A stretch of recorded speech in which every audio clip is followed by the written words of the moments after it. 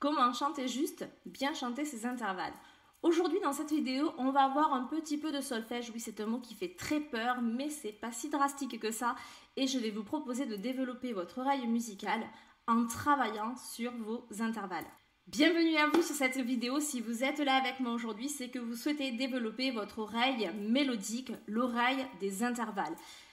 Je vais vous proposer un exercice ultra simple, mais ultra efficace et précis pour justement bien chanter vos intervalles. Si c'est votre première fois sur ma chaîne, je vous invite sans plus attendre à vous abonner et à liker cette vidéo pour la retrouver le plus facilement possible dans votre playlist secrète des vidéos likées. Bonjour à tous, je suis Gaëlle Boudier, votre coach vocal pour voix parler, voix chantée, stratégiste vocale pour orateur et fondatrice de GB Academy. Une académie où vous trouverez du coaching, des formations, des accompagnements pour voix parler, voix chantée. Je vous laisse découvrir tout ça sur gaelleboudier.com. Sans plus attendre, passons directement à l'exercice sur les intervalles. En musique, les intervalles, c'est tout simplement l'écart qu'il y a entre deux notes. On parle d'intervalles harmoniques quand ils sont joués simultanément comme un accord. Et on parle d'intervalles mélodiques lorsqu'ils sont joués de façon successive les uns après les autres. Donc la notion d'intervalle, c'est une notion qui est importante en musique parce que plus vous pratiquerez vos intervalles, plus votre oreille, qu'elle soit harmonique ou mélodique, va s'aiguiser. Lorsqu'on joue une gamme ou qu'on chante une gamme, on part de la tonique et on va jusqu'à l'octave. Donc on joue donc une succession de notes qui va par exemple partir du La2 jusqu'au La3. Prenons un exemple d'une gamme. Travaillons ensemble sur la gamme de Do majeur. Do, Ré, Mi, Fa, Sol, La, Si, Do. Cette gamme, donc on l'a nommée grâce au nom des notes, mais on peut également parler de degrés. Les degrés, c'est une numérotation des notes qui part de 1 à 8 ou de 1 à 7, suivant que vous comptiez l'octave comme le premier ou comme le huitième son.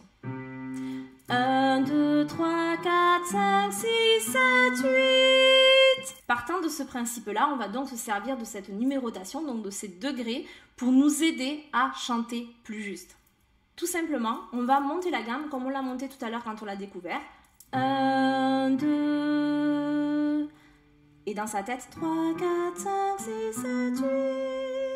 Et vous allez répéter cet intervalle. 1, 2, 1, 2, 1, 2, 1, 2. Maintenant qu'on a trouvé la seconde, on va s'attarder sur la tierce. La tierce, c'est qu'on va manger le 2 et on va directement passer au 3. 1, 3. Alors pour pouvoir chanter cet intervalle juste, parce que plus l'intervalle va être gros et plus ça va être difficile de tomber pile poil sur l'intervalle, on va chanter dans sa tête les intervalles, les degrés intermédiaires. Donc 1, 2, 3, 1, 3, 1, 3, 1, 3. Maintenant qu'on a fait la tierce, on va s'attarder sur la carte. 1, 4. Donc pour la retrouver, 1, 2, 3, 4. 1, 4. 1, 4. La quinte. Do, Sol. Donc on reprend le même principe. 1, 2, 3, 4, 5. 1, 5. 1, 5. 1, 5. La sixte. 1, 6. Et on fait pareil. 1, 2, 3, 4, 5, 6. 1, 6. 1, 6. La septième. 1, 7. 1, 7. 1, 2, 3, 4, 5, 6, 7. 1, 7. 1, 7. Et l'octave. 1, 1, 8. Suivant votre choix. 1, 2, 3, 4, 5, 6, 7, 8. 1, 8. 1, 8. Et vous allez répéter cet exercice. Alors, c'est un petit peu fastidieux, je le reconnais, mais c'est ce qui va vraiment vous permettre de travailler avec précision sur vos intervalles. On reprend donc de 0 sur la gamme majeure en montant et en redescendant à chaque fois pour retrouver le bon intervalle. 1, 2, 3, 1, 4, 1, 5, 1, 6, 1, 7, 1, 8. Pour augmenter la difficulté, vous allez pouvoir après vous challenger pour retrouver un intervalle en particulier. Donc du coup, on va passer directement sans compter dans sa tête et sans chanter les intervalles intermédiaires, passer directement par exemple sur la quinte. 1, 5, 1. Je vous l'avais dit dans une précédente vidéo, mais n'hésitez pas à vous imaginer des chansons pour vous aider à retrouver ces intervalles. Juste avant de passer aux intervalles mineurs, si cette vidéo vous plaît, n'hésitez pas à liker la vidéo, à m'encourager, à vous abonner à la chaîne pour me montrer tout simplement que ça vous plaît.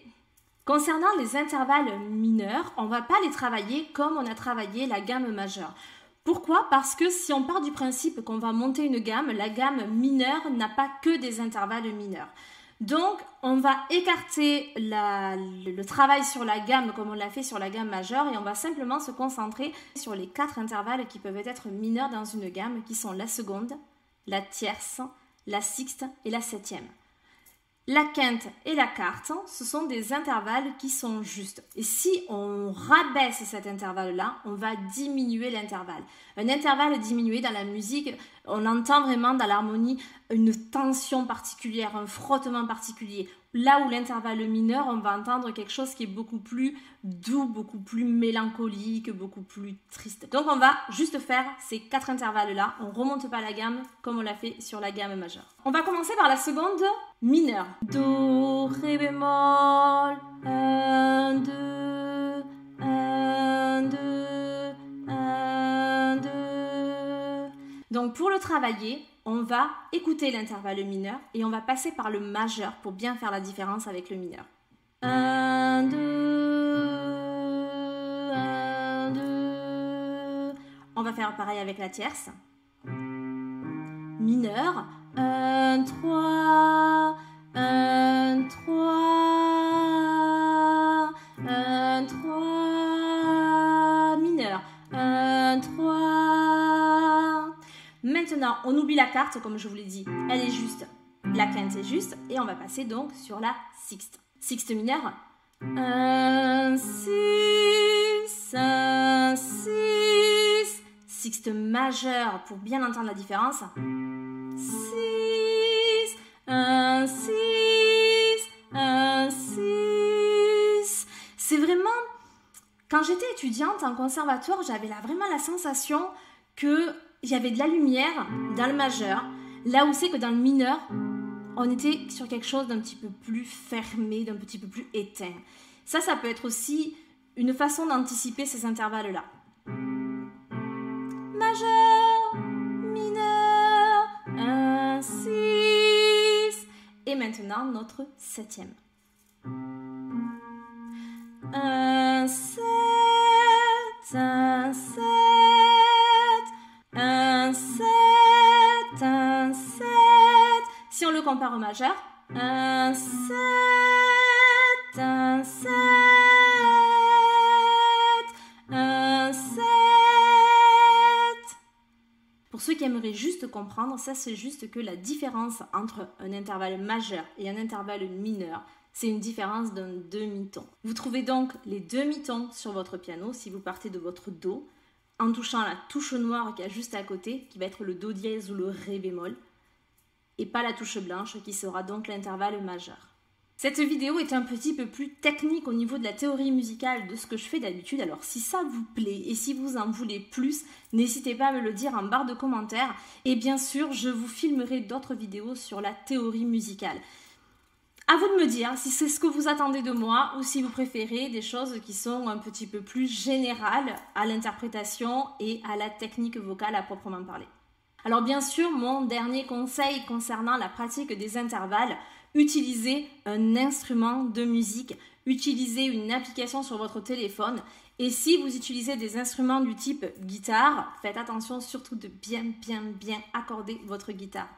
Parce que si vous vous appuyez dessus et que votre instrument est mal accordé, forcément, vous ne travaillerez pas dans la précision, mais vous serez un petit peu à côté et c'est fort dommage si vous travaillez les intervalles pour être précis.